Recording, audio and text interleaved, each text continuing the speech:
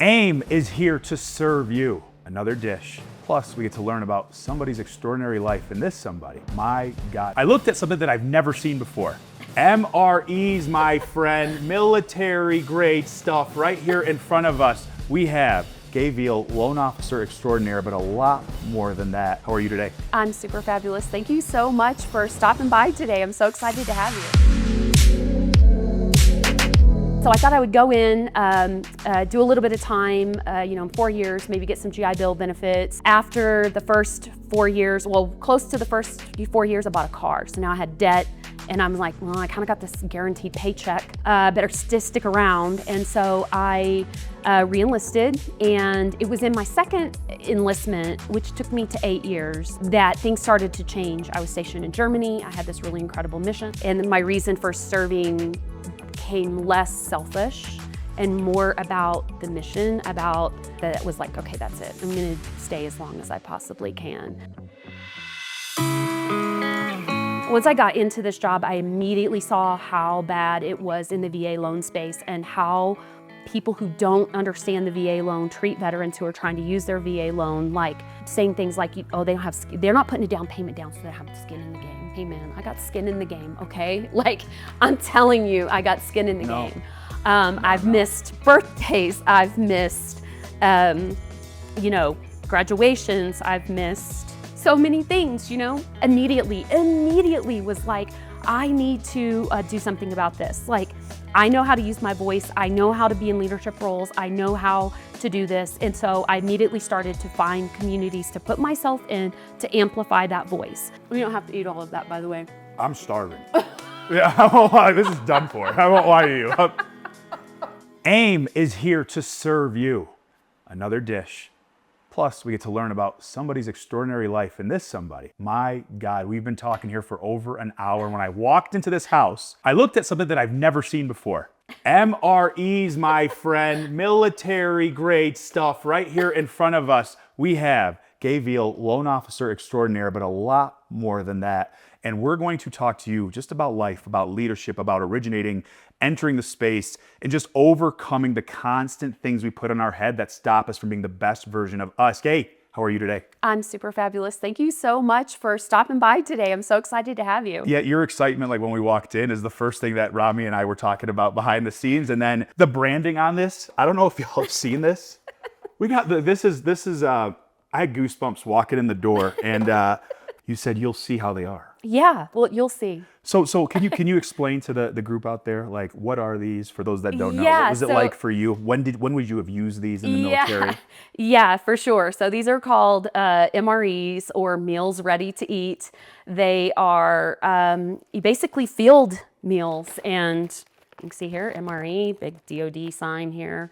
And you would eat these anytime you were in the field and there wasn't a kitchen available. So sometimes if you're in a more established location, you may find that there's already a kitchen established, but you might be doing some training exercises, or you may be like the first people on the ground into a conflict of some sort, or maybe a humanitarian mission or something like that. And this may be all you have available for the first few days. And so I thought it would be fun to try them today. Oh, we're excited for, so like 30 years in, yes. Air Force. Yes. And yes. your journey, we saw some stuff, but we're going to get a lot into it. But for you, if you had to guess, how many of these do you think you've had over your 30 years? Honestly, probably not that many. I would say less than 30. Okay. Yeah, okay. Probably not that many. There's a very specific situation where they come up. There's a lot of people that probably had more than that in their career, but yeah, not that many. Thank God. No, don't say that. We got to try it. So our flavors. Well, you'll see. Our flavors today, we got the elbow macaroni and tomato sauce. Yep. We have the That's okay. chili and macaroni right here. Yeah. And Southwest beef and black beans. Perfect. Yum. I'm going to let you pick. I get to pick the first You one? get to pick Okay. whichever one you want. I feel like I don't want to pick the one I think will taste good, because it's going to it's like the wrong approach. So we're going to go with, we're going to go chili and macaroni. Okay, Yeah. right on. I'm going to do what we're the doing. Southwest. All right, which means Rami's left with the elbow macaroni and tomato sauce. Yeah, sorry, buddy. So she knows something we don't. Yeah, well, no, honestly, I tried to pick good ones all the way around. Yeah, I think I'm hopeful that the Southwest one's going to be really good. I'm glad you didn't pick it. Okay, it's the one I wanted. Okay. So if you don't mind, before we Yeah. get into it, Yeah. like your 30-year career, Yes. leadership was a huge portion of it. You Yeah. also spent a lot of your time, roughly 15 years of the 30-year career, overseas, right? Yeah. In different locations. When you first got into the military, where you're at today, can you just walk us through what your expectations were? Why did you enter? Yeah. Why was that your path? Yeah. And then what made you go, you know what? That's kind of a long answer. That's but fine. You're good. Yeah. So I entered in 1988, pretty much right out of high school. And I was in I was just in a weird spot in life. I really didn't love school. So I didn't want to go to college. And I was in a toxic relationship with a guy. Okay. And I knew I knew enough about myself that probably the only way out of that relationship would be to just have some physical separation, right? And back in the 80s, you didn't have cell phones, you didn't have the internet, you didn't have any of that stuff, readily available to you. So a little bit of physical distance will do you good, right? And so there was a kind of a combination of things that drove me to go in. But so I thought I would go in, do a little bit of time, 4 years, maybe get some GI Bill benefits, kind of figure out what I wanted to do with my life. And I entered, and after the first 4 years, close to the first 4 years, I bought a car. So now I had debt, and I'm like, well, I kind of got this guaranteed paycheck. Better stick around. And so I re-enlisted, and it was in my second enlistment, which took me to 8 years, that things started to change. I was stationed in Germany. I had this really incredible mission. I worked for the U.S. Air Force's in Europe Command Center. Really cool mission. And I really my heart and my reason for serving became less selfish and more about the mission, about protecting and defending our way of life. And it was probably that second re-enlistment that was like, okay, that's it. I'm going to stay as long as I possibly can. Because I loved it. I loved getting to travel the world. I loved the incredible mission. I loved having a purpose bigger than me. And so there you have it. No, isn't it fascinating? As you go through the journey of life, I feel like there's breaking points for people where you understand your purpose is to be part of a bigger mission. Yeah. I feel like a lot of times what happens to individuals is they isolate themselves. Yeah. And they put themselves in a corner, and then they're not talking to a lot of people. They're not part of a community. Sure. And then all of a sudden, 10 years pass, then you're 30 years old, and all right, where am I right now? What should I be doing? And for you, it's like you got to learn that early, and I got to learn that early too. Right. And it's helped me a lot from a discipline perspective. Right. You said you didn't like school, obviously Right. part of it, and Yeah, plus the toxic relationship. We won't get into that. Yeah. But how was the discipline for you entering into that space? Do you remember a time where you were like, wait, I didn't like school, but here I am now, super disciplined, super dialed in. I assume starting early. I assume calendar driven. I assume everything's systematic. What would you remember that change? Yeah, at the end of the day, you have to be disciplined in order to be successful in the military. Truly successful. And the thing is, you get rewarded for it. The more disciplined you are, the more people notice that. And, when your superiors are noticing that, then they're rewarding you. And with that comes additional responsibility, promotions, things like that. And so it just became, really just kind of a way of life. Rami, this is going to so I'm actually talking to the camera here. There's a lot here. So we're probably going to go over on this one. I really want to dive in heavy on a few things. Are you cool with that? Yeah, okay? Whatever. If you have anything pressing, tell us. We're No. The only thing I have on the calendar today is to get to Thank you. To unify. Mm-hmm. Thank you. Yeah. One of the things we said, and last question, we'll start our journey here. Okay. but you said demographically. This is a question I asked you earlier prior to starting this. Yeah. Entering the military for you, when you entered in, you said 1988, 7% women. 7%. Now, you were entering it as a woman. You're going through that journey. You're trying to figure it out. Yeah. What was that like? How was entering at that time? And you didn't seem like, just from talking to you right now, it wasn't like a big deal at the time, but now you started to see it grow over your 30-year journey. What was that like, and where did the transition start to happen where you're starting to see a lot more coming in? Yeah, for sure. So when I first came in, like I said, there was about 7% women in the military. Or at least in the Air Force. Yep. And I remember I had my first duty assignment, supposed to go to South Dakota, and I swapped assignments with another airman in technical training, and I ended up going to New Mexico. But like I said, we didn't have really great communication systems. And so they didn't know. And the guy's name was like, Joe Smith or whatever. And when I show up, the very first thing out of my sponsor's mouth was, "Oh, we thought we were getting a guy." Wow. And I was like, "Oh, you didn't." Surprise. But it didn't really set me back. It didn't make me feel like, oh, I'm not going to succeed or anything like that. I'm like, oh, well, whatever. I'm not a dude. Let's move on, right? I'm here. Let's learn. Let's get to work. Let's put our heads down and, get the job done. And so, and really, I'd never really felt like discriminated against or anything like that. But I also didn't embrace my womanhood. We talked about that. Yeah, I really just, I really was like, let me just assimilate, be one of the guys, put my head down, don't complain about anything, work hard, and be recognized for my work ethic. And so that's what I did. And it was much, much later in my career. I was the command chief of a unit, wing at Ramstein Air Base in Germany, and a couple of women, slightly younger in their career to me, reached out to me and asked to assist with a women's group that they were starting, where it was really supportive and really empowering.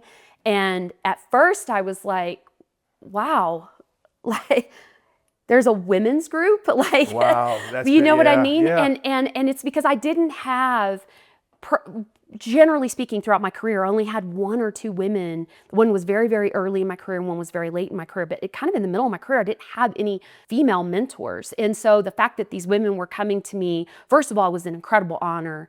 But I loved that there was a shift that was happening, and women were encouraged to embrace their womanhood, to encourage each other, because like I said, I did a really bad job of pulling women along with me, and I love that they did that. And one of those women actually went on to become the first female Chief Master Sergeant of the Air Force. Wow. I didn't share that with you earlier. You didn't. She's a really good friend of mine. Joe, if you're watching this, love you. You're amazing. So that's a really big deal. I want to start here. Yes. And then I have... Okay, so these are, like I said, meals ready to eat. And you see, I don't know if you can see it on the camera or not, but it says that there's a peelable seal. I've never been able to peel these suckers. Well, you want to give it a go, John? You should be able to just... It is what it is. If it doesn't work, it doesn't work. For Chris Griffith, Nathan Nottingham. If it doesn't work, I apologize. And if you got muck all over your hands, I knew right. it. I knew he was going to be able to rip right through it, but I got a trusty Gerber here that... I was nervous. I knew he was bringing the big man strength for sure. I worked out earlier too. I was like, just in case, I don't know what you're going to have me doing. Okay, so put the Gerber aside. So go ahead, dump it out. Let's see what you got. So this is the really cool thing about this. Okay, so everything is individually wrapped. You can see here. And this is where people, you say people bond over food. Yeah. So in the military, where you bond over food when you have MREs is who's got the best snacks, who's got the best what do you call this, condiment pack. And so, he got Tabasco. Oh, that's a win. This is the best. Yes. And this is the best one. This is highly, highly coveted. Yes. The Tabasco. Would you like to trade and take it? I'm in. Yeah. I'm in for a trade. Yeah. Okay. Let me see if I have anything equal to give back to you. Let's see here. Well, we'll let you look through it as we go. Okay. So you're going to read on the bottom of each item. Okay. Okay. It's going to say. So mine says cherry blueberry cobbler. So this is my dessert. I got a beef stick. Beef stick. Oh, that's pretty amazing. That would be popular as well. A beef stick would be really. You got the really good one, man. We're off to a hot start. You got the really good one for sure. Okay, applesauce pound cake. That sounds absolutely horrid. Really? Yep. So how do they make them? So I'm reading they're so calorie dense too, which obviously makes sense as you're out in the field, right? Yeah, so they serve a purpose besides just being portable and, easily transported and all of that. They serve another purpose. One is super high calories. Okay. So, you're probably going to be, if you're out in the field, you're going to be expending lots and lots of energy and lots of calories. So they're very, very calorie dense. There's not a lot of fiber in them, because that's something you also don't want to be doing in the field. So I'm just warning you right now, don't eat too much. You're not going to be able to go to the bathroom for days. Good. That's so good. I just knew that's where we were going with it. I was like, oh God. I was like, why not? Oh, wait.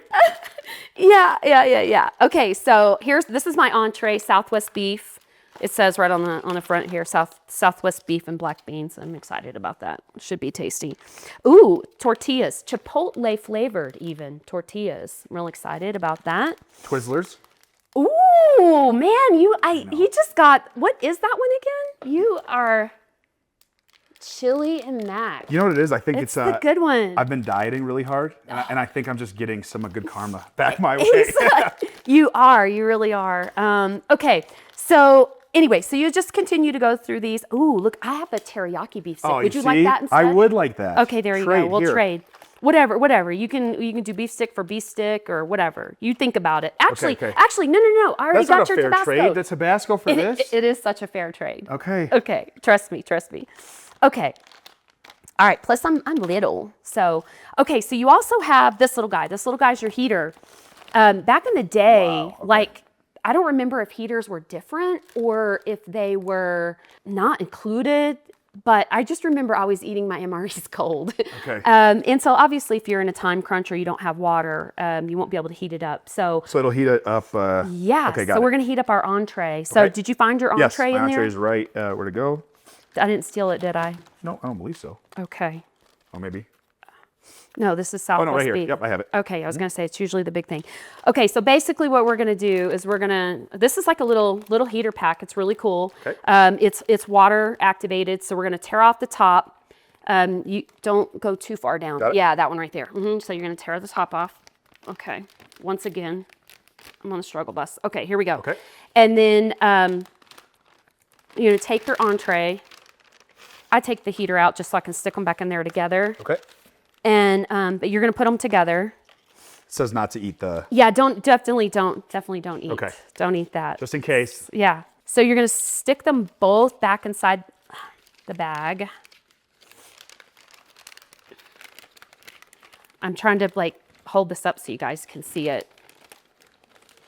All my military buddies out there are gonna be critiquing me on my ability to do this, by the way. Critique me, all right? So you're gonna hold it. So you're gonna hold both the heater. Okay. And the MRE up a little bit. You're gonna Okay. hold it above these lines right here. Okay.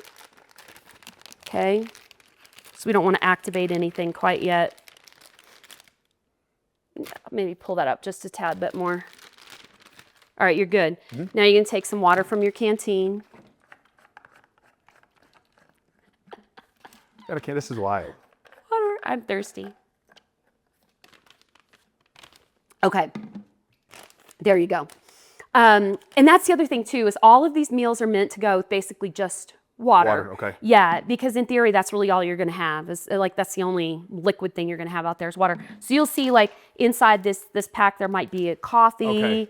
There may be, sometimes there's other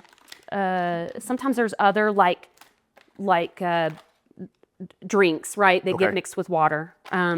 And so this is a hot beverage bag that you can Which is make the coffee. okay, perfect. You can make the hot. So you can pour water in here, heat it up with this little heater, and then put the coffee in there and make some coffee, right? So you never want to put anything else inside your canteen other than water. Water. Okay, so what we're gonna do is we're gonna pour some water in now. No, like Jack Daniels. Okay, Or anything? no.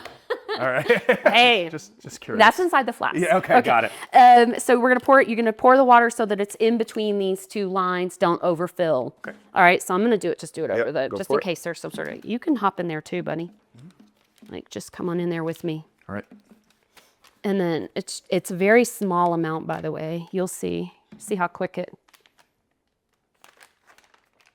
Where are you at there? Yeah, that's good. I mean, it's a little bit overfilled, but it's fine. Okay, so now you're gonna you're gonna kind of shake them both down. Okay. So they both, you can touch the heater for a few seconds because it's not gonna activate quite yet. You're gonna put it so they're both kind of down in the water. See how they're down in the water? Yep. All right. Fine, good. And then you're going to fold it over, and you're going to fold it away from the heater. Away from the heater. Away from the heater. Got it. And I should have had you do this beforehand, but this is a little pouch that we're going to stick it in. You should have one in yours too. Yep. Just lean it up against this for a moment. But put your little pouch together. We should have done this first. Oh, well. It's like putting together Legos or something, man. Okay, and then you're going to set this down inside. And the reason is because it's going to get smoking hot. Okay. Bad boy is going to get hot. So those things really go nuts. Oh, Okay, yeah, got yeah, it. yeah. Makes yeah, sense. for sure. You can feel it, like feel mine right there. Yeah, it's starting to pick up. Yeah. Okay. So hold on, hold on. You're a Okay. mess. Yep, you see? He's a mess. Can't take this guy anywhere. Nope. It's like a hot pocket. It's like a little hot pocket. Oh, I see. Yeah, just hold on to that All at right. the top. Don't hold on at the bottom. Yep, it's hot. It's gonna get you, Bo. All right. It is hot. It is. It doesn't mess around. Okay. All right. There we go. Now you're gonna stick it down inside Thank you there. very much. Yeah, I'm here for you. I appreciate it. I needed it. Okay, and then we're just gonna, it says to lean it against a rock. We don't have any rocks on the kitchen here. But we're going to just lean it against your ammo can Perfect. that we got here. And so you're supposed to put a heater down. Heater down. Sorry, guys. Heater down. All right. We're going to let those sit for about 15 minutes. Okay. I'm going to open this while you go ahead. Yep. So Yeah, this is we'll fun. open these. You talked about, like, obviously, like you said, you're here for me, right? The learning side of things. Yeah. The teaching side of things. Yeah. Part of your journey, you had to do a lot of learning. Yes. You do a lot of teaching. Yes. How has that battle been as you've gone through your career, making sure you always keep yourself in the mindset of being a student at certain times and then being a teacher? Oh, so yeah. Career, do you mean career mortgage career or career? We'll get mortgages in just a second. Yeah, we're not to mortgages Not- yet? Not yet, yeah. Okay, so yeah, I mean, the military has a very structured process for taking you through different levels of training and expertise, education.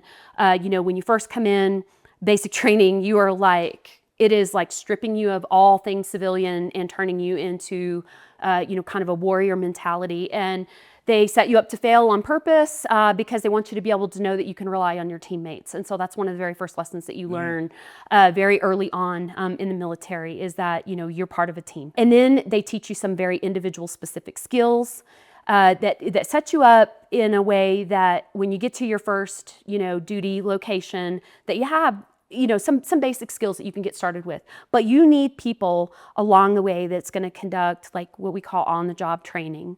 And so you kind of go back and forth through this like on-job training, formal training, on-the-job training, formal training, sprinkle in some leadership, on-the-job training, formal training, some more leadership. And they do this throughout your career. And as you progress through the ranks, you then become the trainer as well. But you're still not a master of your craft yet. And so you spend a lot of time in and out of roles where you're the teacher and where you're the trainee. And that is super helpful in my later life. We'll probably talk about that later. Yes, we will. But yeah, I mean, it's, I love the structure of the military and how there are certain gates you have to meet at certain timelines. And if you do the things that they've outlined for you, you're going to be set up for success and pretty successful, in your career. The hard part is like, now as you go through it, and we talked about this, it's like, okay, now 30 years in, you're transitioning into different role and different things that you're doing. And we talked downstairs briefly, it's like the difficulty of that, right? Spending as much time as you have into there. Yeah. Now, I don't know how much you want to touch base on it. If you don't worry about it. I got very emotional I know, earlier. and it is impactful because Yeah. it is your identity. It is who you are. Yeah. And you embraced everything about it. Like it wasn't like you did it haphazardly for 30 years. Right. It's like you said, I'm in. All in. And did it. And then as you're shifting out, acclimating to everything else and getting that sense of feel and the purpose and building the communities again, what was that like? And then what were you kind of itching for at first? And then where are you now kind of finding constantly growing that community and building the area and this infrastructure you want? So the transition for me was really hard. When you're serving at the level that I was serving at, toward the end of my career. You know, you get told that it's going to be really easy to find a job, everybody's going to want to hire you, and it's just going to be this super simple transition. And it was anything but that. We moved here to Colorado Springs. I retired out of Alaska. We moved here to Colorado Springs because my husband was still active duty. I had an assignment here. And what I didn't know about Colorado Springs is that it's a heavy, you know, cyber space, IT community, and that is not my background, by the way. And so I got here and I really struggled finding a job. I did finally find something though, you know, I knew somebody who knew somebody who knew somebody and got this job, IT space. I was working as a defense contractor for the Missile Defense Agency and in a really incredible and noble mission, you know, providing for the defense of North America, you know, from ballistic missile threats, kind of important. Yes. Yeah. But I just did not, I needed a sense of connection and community. And I really like to connect with people on the like one-to-one level. Yes. Was I helping protect our entire nation, and was that really cool? Absolutely. But I didn't have that a day-to-day connection with people. And so a girlfriend of mine said, you should look into mortgages. And I was like that sounds terrible, like commission only. And I've had a guaranteed paycheck for 30 years. Like that's insane. And she said, well, you can, you know, you'd be able to help a lot of veterans. And I was like, oh, go ahead. Tell me more. And so we chatted about it. She goes, no, you could do VA loans. You can focus on VA loans. And I know you do just such a great job of explaining it to people and like really making sure people understand how to use their benefit. And even then I didn't know how, I don't know what the right word is, like discriminated against, I guess maybe, veterans are when it comes to using their VA loan. But anyway, so I hopped in. I didn't know anything about mortgages. I didn't know how to spell mortgages, but I thought, you know, maybe this is, like something was just calling me to do it. And so once I started, I'll say this, and I'm going to get back to community in just a moment because I think this is really important. Once I got into this job, I immediately saw how bad it was in the VA loan space and how people who don't understand the VA loan treat veterans who are trying to use their VA loan, like saying things like, oh, they're not putting a down payment down so they have skin in the game. Hey man, I got skin in the game, okay? Like, I'm telling you, I got skin in the game. I've missed birthdays. I've missed, you know, graduations. I've missed, sorry, so many things, you know? And it's not, I mean, every veteran's like that. And to suggest that, you know, oh, well, you're not putting a down payment down. And so you were, I'm sorry. No, I told you, don't worry. Like I told you, I can't, it's hard. Yeah. You know, they say you're not putting a down payment down. So it's not as good. You know, there's, you know, it's not going to close. Oh, I got so mad. Real quick. Is that okay? All right. Thank you. Sorry. Thank you. I appreciate you. Okay. Thank you. Yeah. Okay. So anyway, I immediately was like, I need to do something about this. Like, I know how to use my voice. I know how to be in leadership roles. I know how to do this. And so I immediately started to find communities to put myself in to amplify that voice. So that's when I joined Vetted VA. Thank you, Christopher Griffith and Nathan Nottingham, for having me and turning me into a VA Loan Jedi. And I joined AIME. I mean, that was also one of the very first organizations that I joined. Broker Action Coalition, Veterans Association of Real Estate Professionals, anybody that gave me a voice. And it's not my voice, it's veterans' voices, right? It's a voice they don't even know they need, you know? Because I'll tell you is, you know, only about a third of veterans. That's what I was about to say, use any benefits. Yeah, yes. Only about a third of veterans nationwide even know about their VA loan, and even a smaller percentage even utilize it. So, you know, I'm just here to make sure they know about it, and more importantly, make sure everybody else knows about it and why it's the best loan out there, and why you shouldn't, you know, say no to veterans when they're trying to use their VA loan. I'm sorry, I got way off. No, I had a whole different answer. No, you didn't. No, you didn't. If you're a loan officer or a real estate agent, listen to me very carefully. If you're somebody that says, try a conventional route, you might get your offer accepted. You're part of this problem. Yeah. You have no idea. Yeah. Because let's call it what it is, loan officers. The reason it was getting a bad rap is because we weren't doing the job we needed to do from an educational standpoint. 100%. Just the little nuances. It's not hard. It's just little nuances that you have to understand. For your veterans out there, things that you have, right? Certificate of eligibility, how much money you have put aside to be able to buy a home and put 0% down. She said it here best. You did put in the time. So never forget that. LOs and real estate agents, if you've ever had those words come out of your mouth, don't forget about the sacrifice. You're doing a disservice to somebody. Only a third of military veterans use their VA benefits. A third. Home ownership is literally part of the American dream. So please, we're pleading, we're begging. If that's who you are, we're not yelling at you. We're saying come learn. Yeah. We're saying come in. Come through AIME, come through Vetted VA, come learn about that process. Yeah. No, I wanted you to share that. Absolutely. And I'll just say this on a personal level. I mean, if those places are too big and too intimidating to you, reach out to me personally. I will walk you through VA loan guidelines. I will answer questions for you. I will help you talk to agents who may be pushing back on you.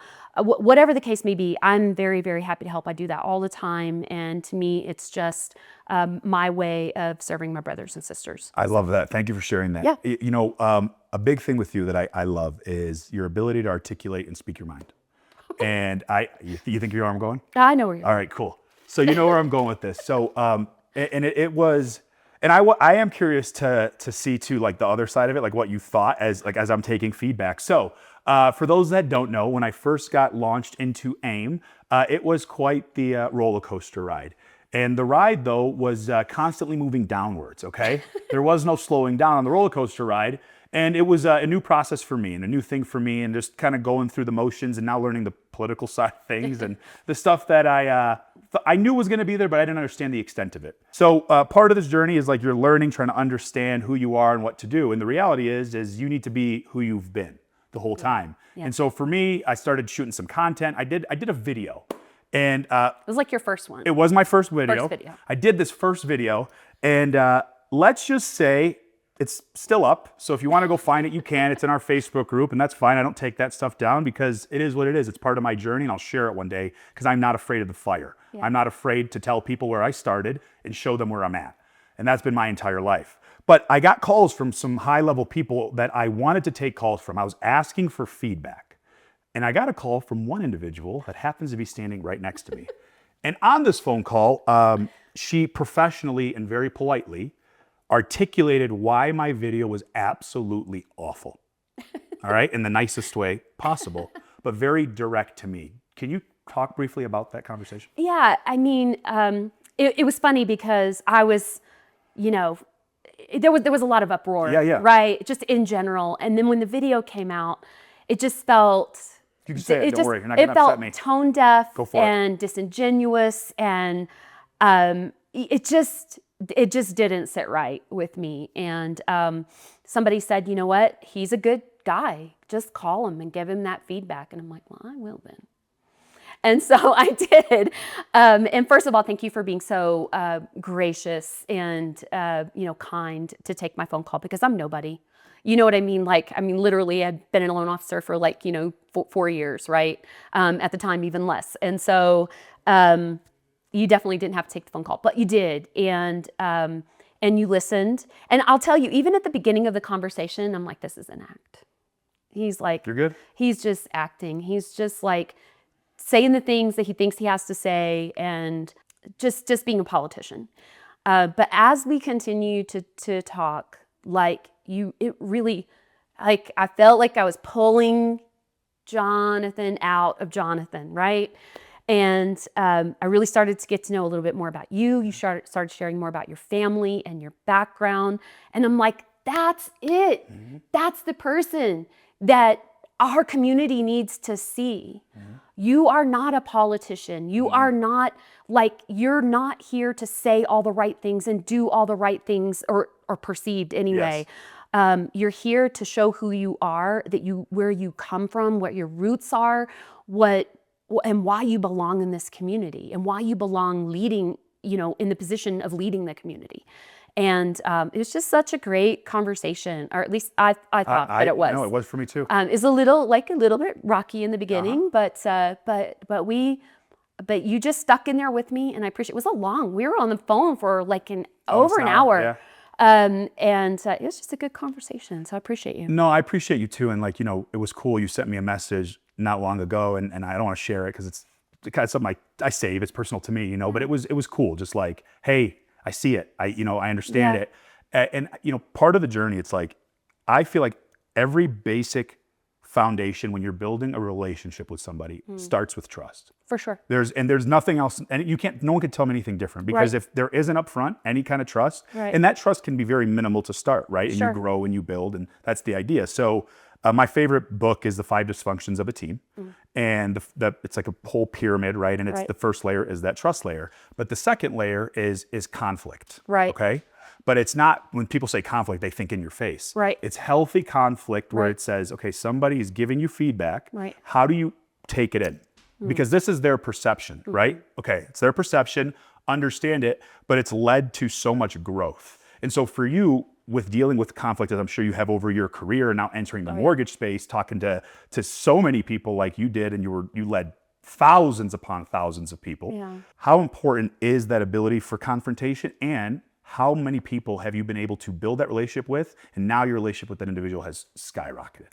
Yeah, I mean, one of the things that they teach you in the military is how to deal with conflict. And when I say conflict, I don't mean like physical conflict, like battle and war. I mean, certainly you learn about that, but really at the end of the day, when you're in the military, you want to avoid that. You want to avoid war. So if you're really good at negotiations and you're really good at conflict resolution before it escalates, then, you're going to find yourself and, our country and way of life and all that good stuff in a better place. And so, definitely it's a skill that you learn and put to use all the time. And especially when you're in a leadership role, being able to understand, we were talking earlier about like, do you continue to originate or not, right? And being in a leadership role, it's super important to stay kind of, boots on the ground level. And so you can understand where your people are coming from and the challenges that you're dealing with, or you'll get yourself so far disassociated that you can't even be an effective negotiator because you don't understand the challenges that they're going through. And so, I mean, obviously I've used that throughout my military career, and then, very clearly throughout, being a, loan originator as well. Everything from dealing with underwriters to underwriters are my favorite, to even borrowers. Sometimes you meet some resistance with borrowers, and you just got to work through it, right? Do you have a framework for people on your approach to confrontational conversations?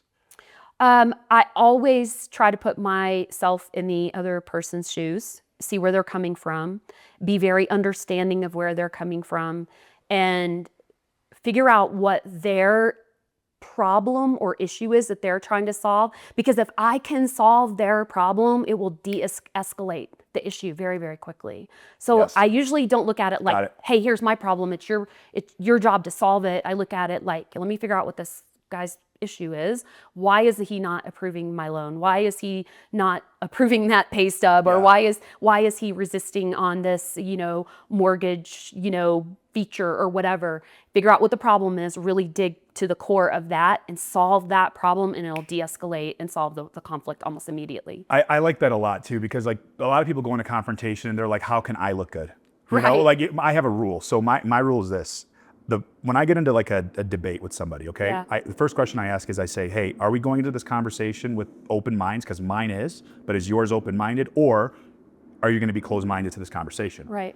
And they always take a step back, like every time I ask, because it's a waste of my time, right? If you're telling me, nope, this is the way I'm going to be, no problem. Like, we're good. I understand. We're going to separate from there. Right. So as drawing certain lines in the sand for you with confrontation, I think a lot about sometimes borrowers, sometimes real estate agents, especially with VA loans, just some of the little nuances, not crazy stuff, whether it be a pest inspection, whatever the case is, where the agent or the borrower will say, my agent said pest inspections aren't really required. Right. Like, why does the seller have to pay? Why do I have to pay for it? Right.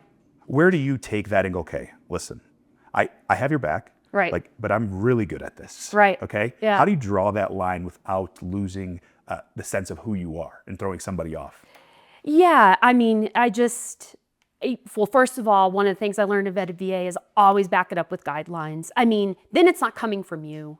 You know, if you got a guideline, I love that. Yeah. like it's not my rule. It's the VA said so, you know, or, you know, if it's a lender overlay or something like that, like I'll ask the underwriter to send it to me so I can show like, hey, listen, look, it's, you know, and then it kind of takes the weight off of my shoulders. And it allows me to remain human in the conflict or conversation, you know, that I'm trying to resolve at the end of the day. I love that. Thank you for sharing that. Yeah. So, okay. ready? Yes. For this part? Yeah, absolutely. I mean, these things have been sitting here for a minute, so Oh, we're good. we're gonna check them out. I'm just gonna have you. Okay, so first you can do this. First thing you're gonna do is there's another little notch. We're gonna tear that off, and my dog thinks he's getting a treat. Okay, I can't. My MRE is too high, so I'm just gonna stick my hand in there, pull it out. You're nuts. Yeah, well, it's fine. It's all good. It's all good. It's been sitting in there long enough, I think. You just drop that in the sink. We'll be fine. Okay, and then I'm going to set this aside for just a moment because I think we should open some of our other... Okay, this is my applesauce pound cake. I'm going to open this real quick. This is probably terrible for the mics, by the way. All the crumpling and good to go. Okay. Oh, sounds good. He's going to love it for the edit, yeah. Okay. All right, I have a lemon poppy seed pound cake. Do it. Yeah. I mean, this is she dessert. Said, do it. Yeah. Check it out. It's just like the little muffin top, like just the top part of the cupcake or whatever. I'm gonna take a bite. Okay. It's dry. Oh, it's not. I mean, No. but it tastes okay. Yeah, here. Is your, oh yeah, here. Thanks, buddy. Oh, there you go. No, that one's not bad at all. All right. No, it is dry, like you said, but it's not, I wasn't sure what I was biting into for a It's second. not the end of the world. I'm gonna go in for my chipotle tortillas here. I'm taking a beef stick. You're gonna go for the beef stick? Yeah, I can't help it. Okay. Oh man, I tore it. Shoot. It's all good. These actually don't look too bad. I mean, I've eaten worse looking tortillas than this before. Not too bad. And they're, like I said, chipotle flavored, so. What you got? Beef stick. Yeah. He's on a diet, so. So today is my one meal a day. Oh, okay. So I saved it. So I have Monday I do one meal a day, Tuesday I fast, Wednesday full day, Thursday one meal a day. Okay. So I saved it for this, so I'm good. Okay, don't eat the whole thing though. I don't want you to waste it on this. Okay, I'm gonna go in for my. Okay, hold on. You gotta find your spoon. Okay. All right, and then where's my little notch here? So I assume if you do have your flask and you want a little wine or something. Probably not the best idea in the field. No, it's not the best idea in the field. Well, and a lot of the countries that you're in wouldn't even allow you to have it anyway. Oh, you're right. Yeah. Yeah. Some of the countries my family's from, actually. Right. So see how the notches are like vertical, like horizontal. Sorry, not vertical. Yep. Horizontal. Got it. So we're gonna tear it this way. That way, it's a little bit easier to get into. It's making a huge mess here. Oh my gosh! Can I get close? Like, I don't know if you can zoom in on this. Wow. I know. Got the chili macaroni. It actually smells pretty good. It does. It's not too bad, is it? Yeah. Is this where they get you? Like it smells good and then? Yes. Okay. It's so funny. It's kind of like a microwave meal. Yeah. You know how they smell really, really good, and so it's really they're just tricking you. Hey, get back, little guy. All right, here we go. It kind of tastes like a microwave meal, actually. Yeah, it does. It wasn't like. It's not shocking. No, it's not. I mean, listen, when you're hungry, you're in the field, you're just like, God, give me something to eat. Well, that's what I'm saying. Like that's where this one, like, and I like the spice a little bit too. Oh, mine is really spicy. Yeah. Hold on, I need some water. Legit. What would I compare it to? Oh, honestly, legit the ravioli, the microwavable, you know how the canned ravioli? That's what mine tastes like. You know, if you guys, do you guys know what Denti Moore meals are? They're like the shelf meals. So like they sit kind of near the tuna like in the tuna section of the like grocery store. yeah. They're like the little meals that you peel the top Yes, off. yes, Right? yes. That's kind of what they taste like. Gosh, I'm sorry. You good? Choking. Yeah, I'm You good. need some more water? Now, for some reason, somebody wanted to get an MRE. Where can you get these? I don't know why they'd want that, but I mean, maybe if they're going to go camping or something like that, right? Yeah. Honestly, what's interesting is they make these commercially as well, and it's the same companies who make them for the military. There's only 3 or 4 manufacturers, and you can just order them online. That sounds like a good contract to have. Yeah, I know, right? For sure. Wonder started that For one. sure, Yeah. for sure. Yeah, you could just buy them right online, honestly. And some of the packaging is different from the commercial, companies, but or if it's packaged for commercial use, I should say, or like personal use, it'll have a little bit different packaging, but everything on the inside is basically exactly the same. Same? Okay. Yeah. That makes sense. Yeah. And we don't have to eat all of that, by the way. I'm starving. Yeah, I won't lie. This is done for. I won't lie to you. I know you're saying, like, if you're really hungry, I was like, yeah, for sure. It's like, eat it later. Yeah, no, not going to wait. I love it. I love it. I That's love why it. you're looking at me. I was trying to finish it before He she is looked like at me. gobbling it down. And we got one for you too, buddy. So, All right. I'm going to move on to my cherry blueberry cobbler real quick. Oh, this one's also a side. So I finished mine. All right. Fantastic. And I'm wondering the calories I got because I needed a lot of protein. Oh, check it out. It's right here. Oh, okay. It's on your thing. Look at yours though. Oh yeah, Where's mine's yours? right here. All right.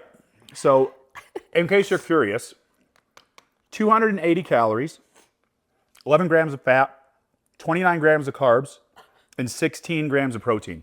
So it's actually pretty like you said, calorie dense. It has all the right things for you. Complete. Yeah, it really does. Well, and they have like even the stuff they put in here too. Mm-hmm. Yeah. It's really not like, most of it's, Okay. Well, they throw in the iron in there. Well, they throw in the vitamins too. Yeah, Okay, yeah. That's really cool. For Yeah. sure, yeah. I mean, they don't want you to get sick and keel over or anything, right? They Mm-hmm. want you to be, they want you to have all your vitamins and, all that good stuff so you're healthy in the field and, it's like a one-stop shop. So I'm going to have this right now. It's the cherry blueberry cobbler. Ooh. Okay. Oh, that's actually pretty good. That's pretty good. I have cheese spread with jalapenos. What would you do with that? Oh, there's cracker. Oh, and I got a cracker. You got a vegetable. Yeah, you got a cracker. Yeah. This is so good. I'm not lying about this one. This one's pretty tasty. It's a little gelatinish, though. Probably can't see it. But they don't want it to be super messy either, right? So they don't want it to like, you open it and water and stuff splashes everywhere. So they put things to kind of make it a little gel-like, so it's not too messy. Oh my God. Let me see this cracker. I know, just. So terrible. No, it's just so, I am like, you don't understand how hungry, but my trainer's going to kill me. Like, I made him do it, trainer.